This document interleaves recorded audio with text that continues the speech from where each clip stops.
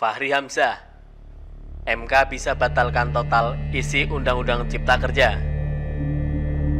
Dikutip nasionalsindonews.com, Wakil Ketua Umum Partai Gelora Indonesia, Fahri Hamzah menilai Mahkamah Konstitusi atau MK bisa membatalkan semua isi Undang-Undang Omnibus Law yang telah disahkan melalui rapat paripurna DPR Senin 5 Oktober 2020 karena Omnibus Law itu dianggap melampaui tata cara pembuatan undang-undang sebagaimana mestinya. Selain masih kurangnya sosialisasi RUU Cipta Kerja sebelum disahkan secara cepat oleh DPR.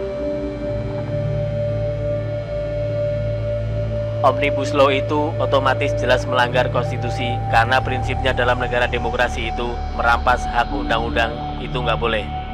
Pembuatan undang-undang harus mengacu pada tata cara pembuatan undang-undang, bukan hanya soal sosialisasi, tapi harusnya pakai Perpu dan diuji di DPR.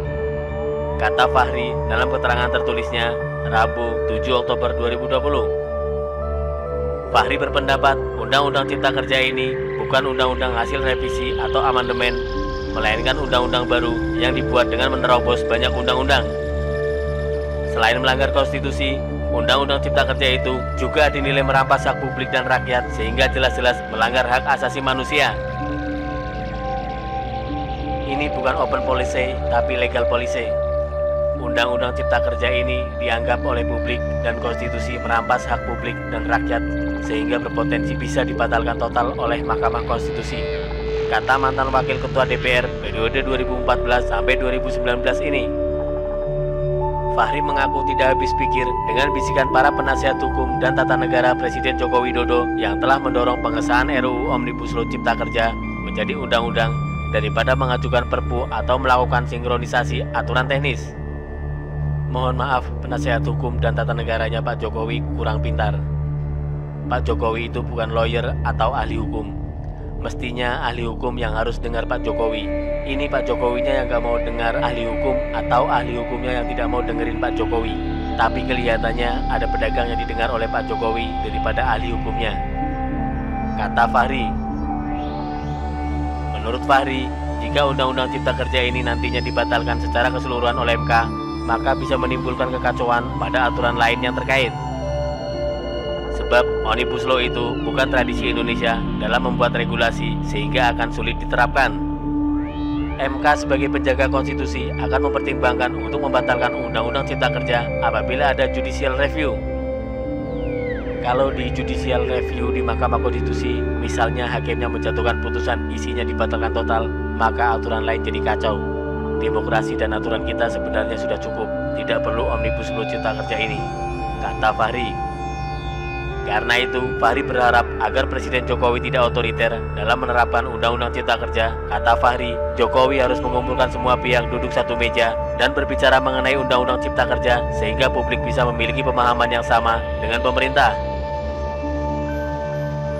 Itu bisa disiasati, tidak usah menjadi otoriter. Kalau sekedar mengajak rakyat berpartisipasi dalam pembangunan, tidak perlu otoriter. Ajak semua ngobrol agar memahami kepentingan untuk akselerasi kita. Saya kira semua akan ikut mendukung, kata Fahri. Lebih lanjut, Fahri mengatakan pemerintah seharusnya tidak perlu melibatkan DPR sejak awal dalam menuntaskan permasalahan Omnibus Law. Cukup panggil seluruh stakeholder terkait, selesaikan secara sepihak di internal pemerintah, dan tidak perlu menerobos banyak undang-undang. Kalau ada aturan baru yang tidak melanggar hukum, tentu akan didukung oleh publik.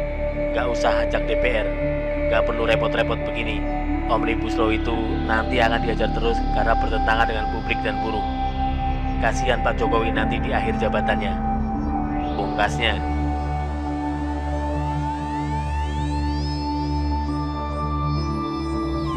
Sementara itu, diberitakan sebelumnya, sejumlah elemen buruh berencana akan mengajukan judicial review Undang-Undang Cipta Kerja ke Mahkamah Konstitusi atau MK, namun rencana tersebut akan dirundingkan terlebih dahulu dengan seluruh serikat pekerja di Indonesia.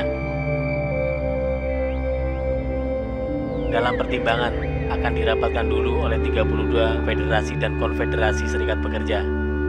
Kata Presiden Konfederasi Serikat Pekerja Indonesia, Said Iqbal saat dihubungi Kamis 8 Oktober 2020. Saat disinggung perihal waktu pengajuan gugatan ke MK, dia mengaku tak bisa memastikannya.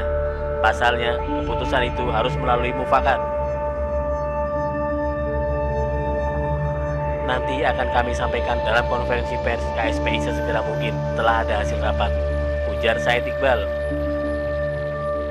Sebelumnya, Wakil Ketua Umum Asosiasi Pengusaha Indonesia (APindo), Sinta Wijaya mengimbau bila sejumlah elemen buruh tak terima dengan pengesahan Undang-Undang Ciptaker, sebaiknya mengajukan judicial review ke MK.